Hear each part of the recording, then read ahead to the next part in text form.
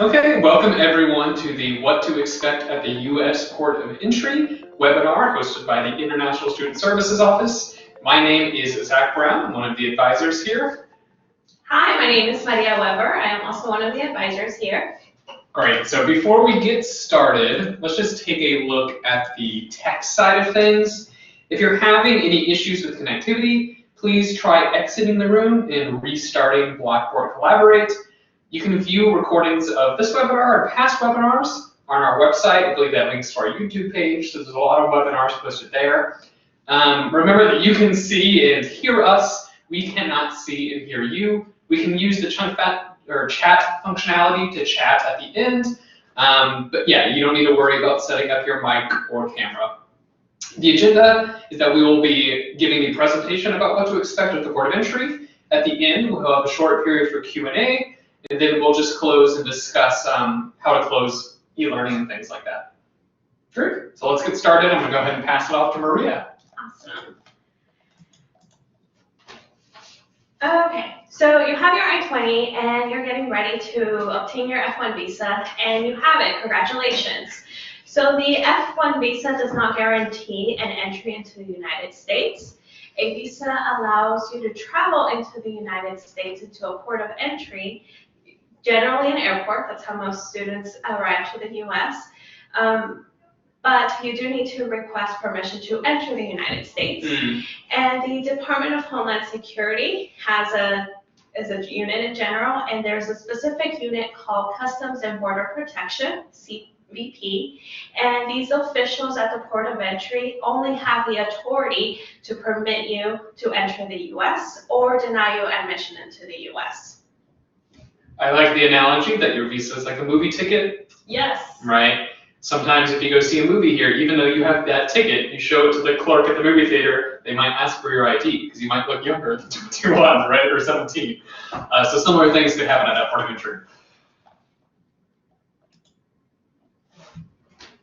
Great. So at that port of entry, in terms of when you can enter the United States for the first time, you're going to want to look at that program start date on page 1 of your I-20.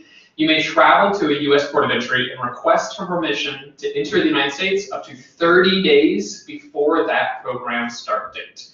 So for example, for fall 2020 students, off the top of my head, I believe that date is like August 17th, 2020.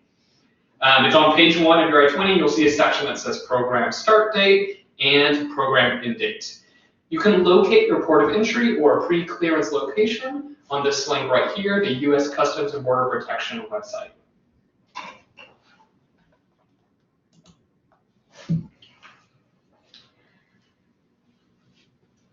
Pre-clearance locations, excuse me. So U.S. Customs and Border Protection, CBP, they do have some operations that are outside of the U.S.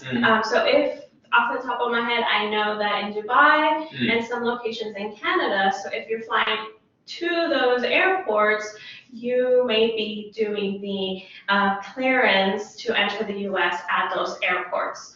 So we have provided you here two websites for you to take a look to see if those are the airports that you're going to be flying into.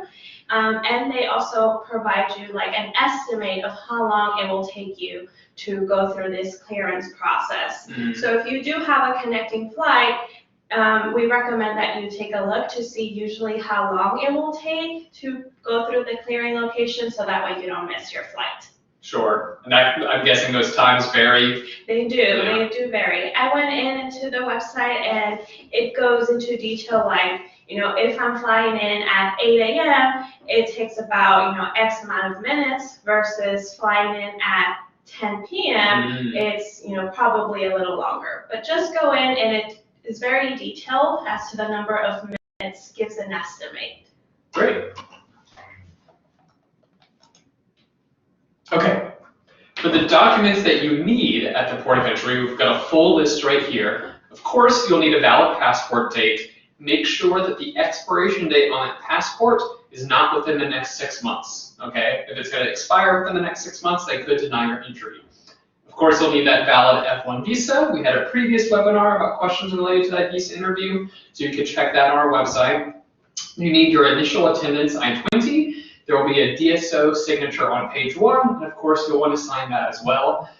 We recommend bringing admission and acceptance letters from the school, maybe letters that look more official, maybe than just that initial email you received, so hopefully it's like a letter, a PDF, something like that with a signature. An I-901 CBIS fee payment receipt. You should have needed this for that visa interview, so just hold on to that and bring the exact same receipt. Proof of financial support to cover your education. So the documents you showed in order to get that UT Dallas I-20, and perhaps show those documents again in your visa interview, you could bring those at the point of entry just in case they ask for them. A resume and CV if you already have one, a UT Dallas catalog description of your major. If you just Google the name of your major at UT Dallas, you should be able to find the page and the catalog description there. The name and contact info of the DSO at your school. So all the advisors here in the ISSO, we are DSOs, but to just kind of help all of our students know whose contact information they can give, we've just given Syracuse information right here. Here's our office phone number and our email address. The last thing you'll need is an address of where you will stay in the United States. You might not have arranged housing yet, but you might be staying at a hotel, so in that case you could give that address. If you've already found an apartment, of course you would want to give that address.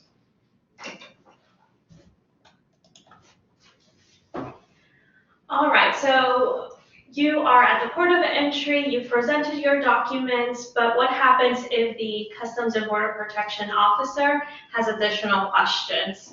Well, they will take you into what they call secondary inspection, and it's an interview area where they're just going to be asking you additional questions. We have provided you a link in the presentation where you can take a look where it explains furthermore what secondary inspection is. And it can take between an hour and 2 hours to complete this inspection. If you are taking into secondary inspection, please don't panic, stay calm.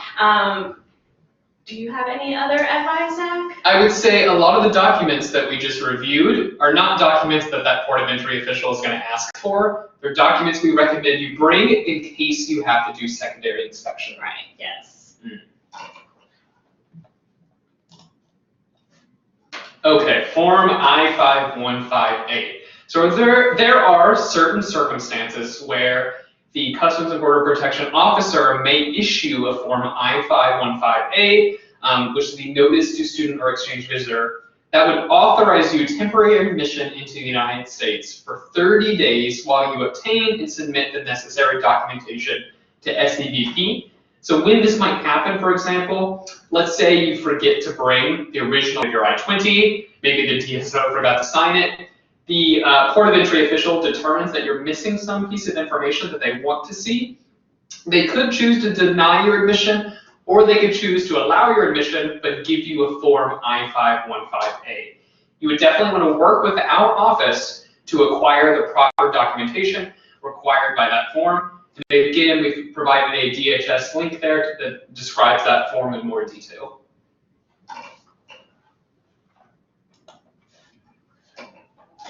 Congratulations, you made it into the United States. Yay. When you enter the United States, you're going to be obtaining this second form called a Form I-94, or the official name is called Arrival/Departure Record. So this shows that you have been legally admitted into the United States, and it shows your class of admission at the authorized, for an authorized period of stay. So what that means is, what visa did you present at the port of entry, and how long can you stay in the United States? So yours would probably say, or should say, F1, because you enter with the F1 visa, and how long are you authorized to stay? It would say duration of status, D/S. If you arrive by a land port, you are going to be receiving a paper Form I-94. If you arrive by air or sea, you're going to be issued an automatic Form I-94, and it is generated for you. So you're going to be receiving, you can Google, CBP I-94, and you enter your passport information on the on this particular website, and a form would be generated for you. And you will need this form, and we'll talk about that when you'll need it. CBP will provide you with the admission stamp on your passport, so you'll get a stamp saying, yes, you've entered. But again, the Form I-94 is a very important document that you will need. Right. One recommendation I have is when you are booking your flight, a lot of like online websites to book that flight will ask for your name, of course. We recommend you match the passport formatting as your name when you're typing in your name there. The reason being, when they generate your I-94, they're going to pull the name formatting from your ticket information. So let's say you have 4 names and you only indicate 2 to book your ticket, only 2 are going to be printed on your I-94. For your immigration future, it's better if all of your immigration documents have similar name formatting. Okay, late arrival. Yeah. Hopefully this doesn't happen, right? Right. Right. So our official recommendation, the ISSO's recommendation, is you do everything, of course, to arrive on time. If you arrive at UT Dallas after the first day of classes, we usually strongly suggest that you try deferring your admission. Although Customs and Border Protection might allow you to enter after that program start date on your I-20, it might be a pretty stressful time trying to settle in and meeting all the requirements you have to here at UT Dallas. So for example, for your first semester at UT Dallas, you can't enroll in classes until you remove a number of holds. Those holds include attending international orientation, a mandatory TB test, meeting with your academic advisor. If you arrive very late, it might be difficult to accomplish all of those things before the registration deadline. Inability to meet all these requirements and then inability to enroll in classes full time would definitely jeopardize your F1 status. Yeah. If you're ever caught in a situation, definitely check in with the admissions office to see if you're able to defer your admission. And we are notified about, your deferral, and we can issue you an updated I-20 with your new admission date. Right. If you feel that you might be a late arrival student, definitely communicate with your academic department and then communicate with our office so we can discuss any risks or implications of arriving late.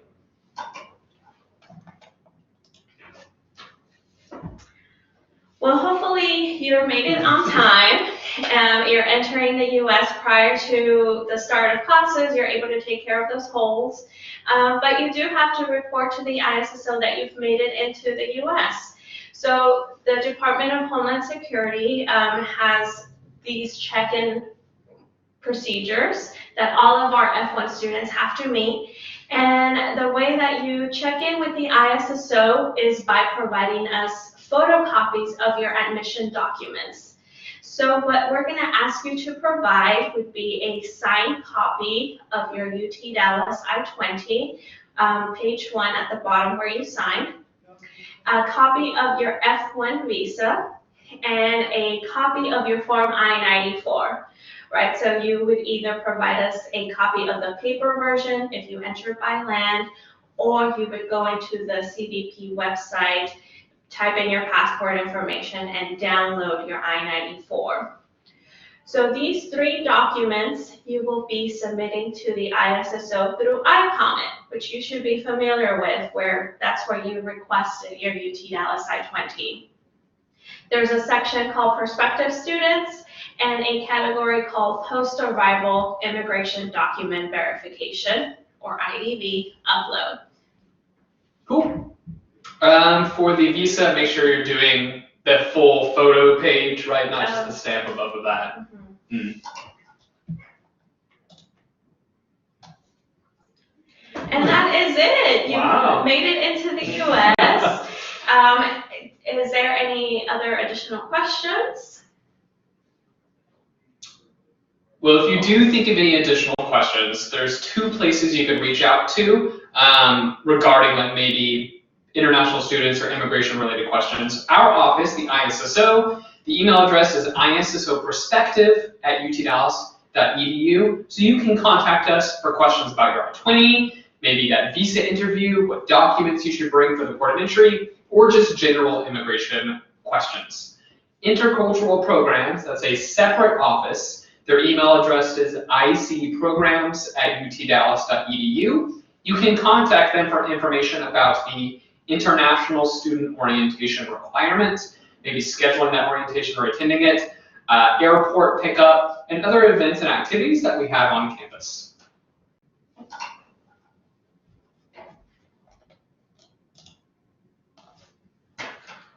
All right, well, thank you so much for joining us. I hope you enjoyed it, and it was a pleasure talking to you. Yeah, in addition to reaching out to us via email, you could of course use our website. Yes. Our website is very detailed, but if that website doesn't have the information you need, reach out to the email. Myself, Zach, or Maria, or maybe another advisor will reach out and really help you. Great. Well, good luck. We hope to see you soon. Yeah, we'll see you soon. Safe travels.